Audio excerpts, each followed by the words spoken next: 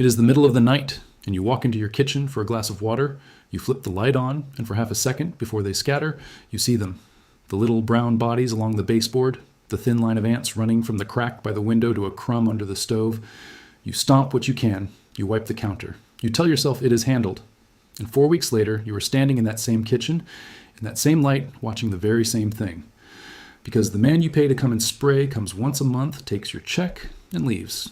And the bugs come back the week after he does. Now, let me tell you about my kitchen. We have ants in the field, beetles in the grain, every crawling thing this corner of Pennsylvania can grow. And I have never once, in my whole life, called an exterminator.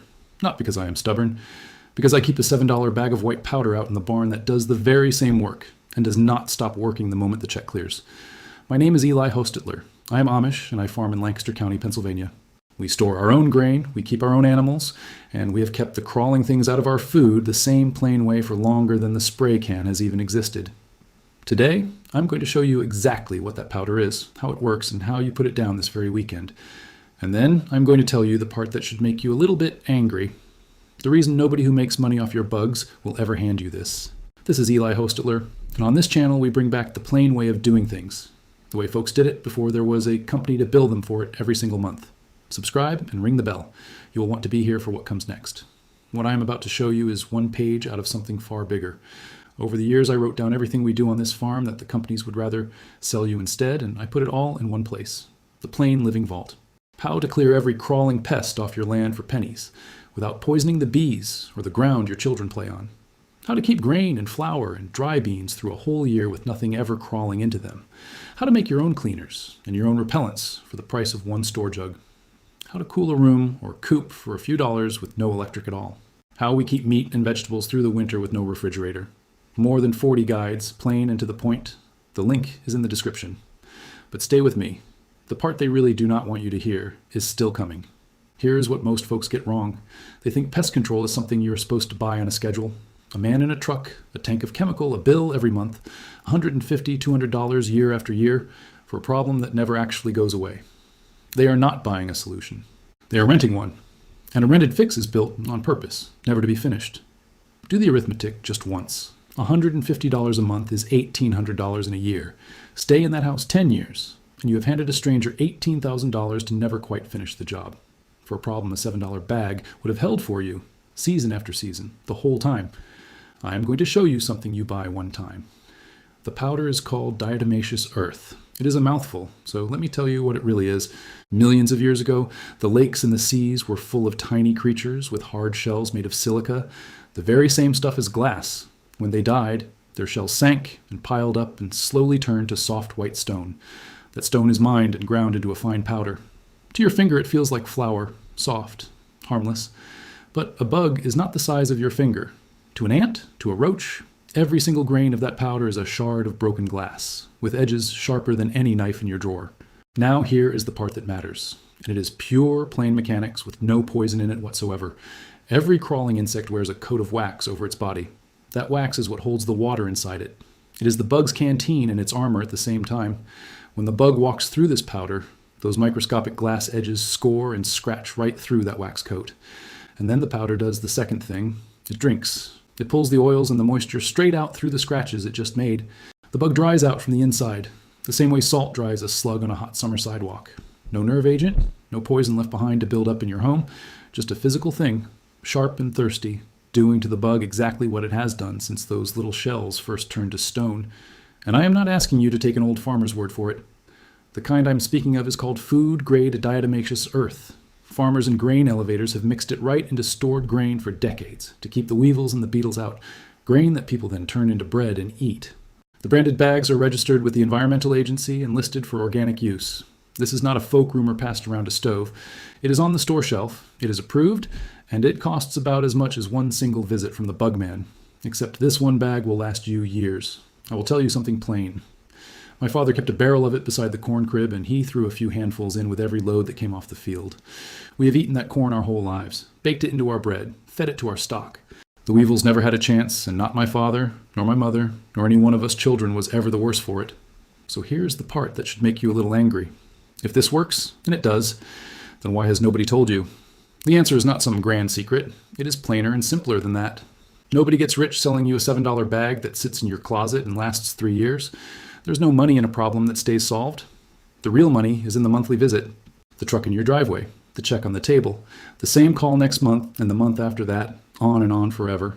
A man who sells you a cure one time has made one sale. A man who rents you a treatment has got you for life. That is not a conspiracy, and I will not pretend it is one. It is just how the bill is built. And the moment you have a bag of this powder in your own hands, you walk straight out of that arrangement, and you never have to walk back into it. Now, I will not oversell this to you, because the second I do, you will catch me at it, and you would be right too. There are things this powder does not do, and you need to hear them said plain. First, it works on crawling things. Ants, roaches, fleas, bedbugs, silverfish, beetles, anything that has to walk across a surface to get where it is going. It does very little to a flying insect that never lands in it. A mosquito up in the air is a different problem for a different day. Second, and this is the big one, it only works dry. The whole trick is the powder cutting and drinking. Wet it down, and it clumps up and quits. Mop over it, let the humidity soak into it, and you have laid down nothing but white dust. Keep it dry, or do not bother at all. And third, it is not fast. A chemical spray drops a roach while you stand there watching. This will not. It takes days, because drying a bug out is slow work. If you need a bug dead this very second, this is not your tool. But if you want them gone, and gone for good, without a drop of poison where your children crawl and your dog sleeps, well, that is the trade. Slower and safe. I will take that trade every time, and I believe you will too. And there is one real safety point I will not skip, because getting this one wrong is the only way this gentle thing can hurt you. You must buy food-grade diatomaceous earth. Only food-grade. There is another kind, sold for swimming pool filters, that has been heated and changed into something called crystalline silica.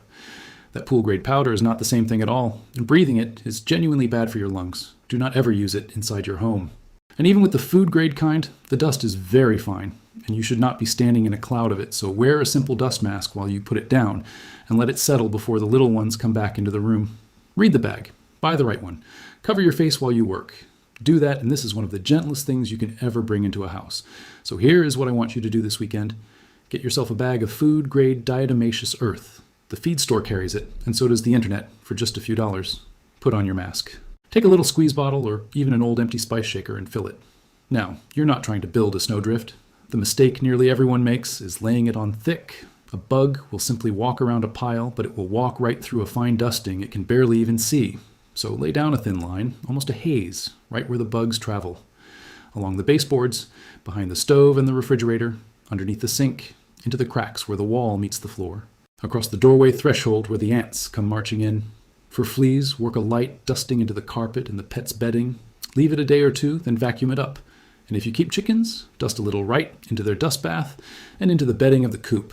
It keeps the mites and the lice off the birds the very same way it keeps the roaches out of your kitchen, and folks have done it exactly that way for 100 years. Lay it down dry, leave it be, and let it do its slow and certain work. Check it in a week. Freshen it after you clean or after it gets damp. That is the whole of the craft. A few dollars, a few minutes, and a problem you used to pay for every month is simply handled. And I want you to sit with what that really means for just a moment, because it is bigger than a bag of powder. It is about which side of the bill you want to stand on. There is a way of living where every problem in your home belongs to somebody else. Somebody you call, somebody you pay, somebody who comes and goes and leaves the problem just alive enough to bring him back next month. And then there is the old way, the plain way, where you understand the thing yourself. You handle it with your own two hands for almost nothing, and it stays handled. One of those ways keeps you a customer for life. The other one makes you a free man in your own house. The powder is a small thing.